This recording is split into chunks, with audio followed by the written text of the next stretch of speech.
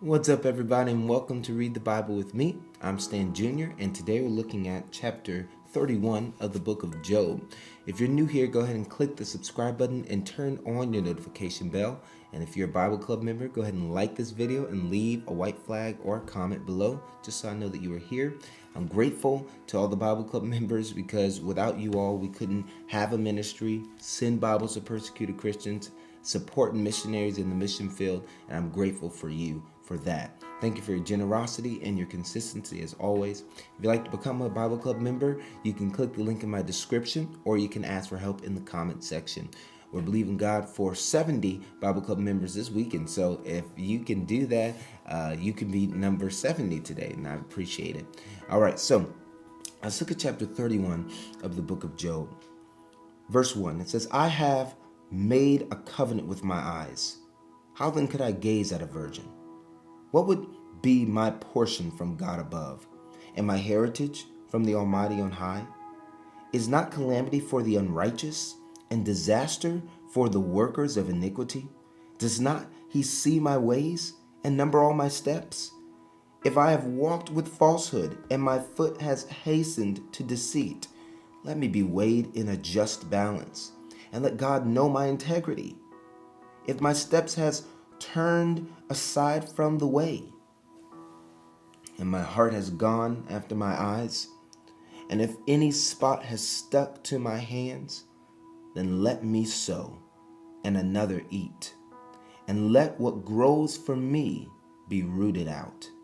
If my heart has been enticed toward a woman, and I have lain in wait at my neighbor's door, then let my wife grind for another, and let others bow down on her. For that would be a heinous crime. That would be an iniquity to be punished by the judges. For what would be a fire that consumes as far as abandon? And it would burn to the root all my increase.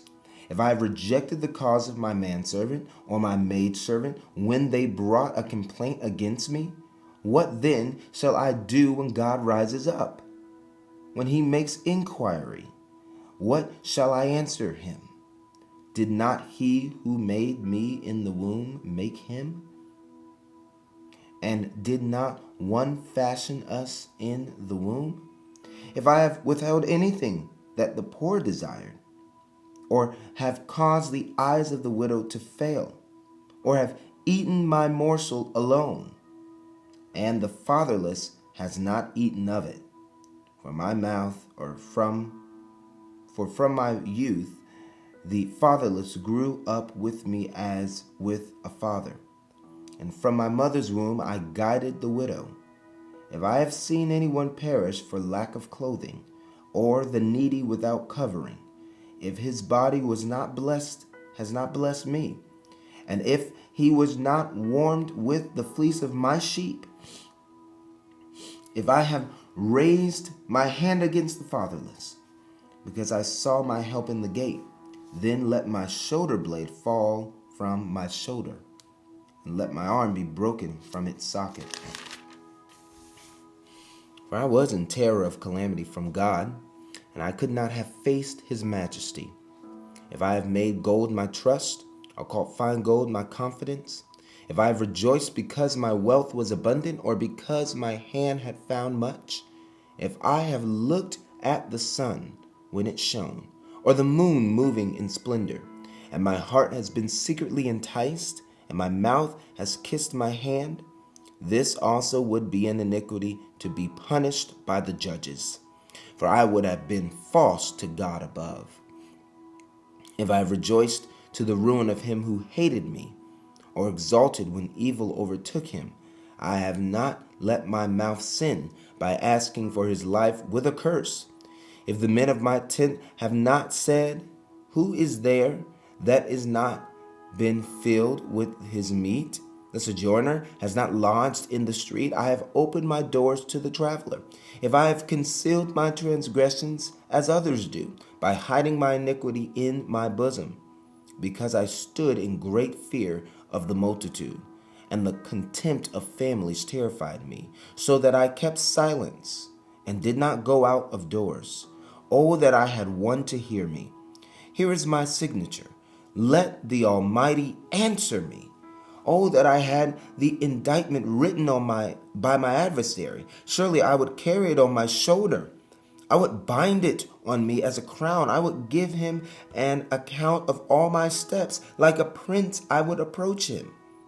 If my land was cried out against me, and its furrows have wept together, if I have eaten its yield without payment, and made its owners breathe their last, let thorns grow instead of wheat, and foul weeds instead of barley. The words of Job are ended. So this is Job's final appeal. What he's saying is, Lord, tell me what I've done to deserve all of this. He's saying, I did this stuff. I haven't done these evils or these wrongs or these iniquity. And if I have, at least tell me, right? So next time we talk, we're going to be reading chapter 32, where a new character comes in and is introduced in the story.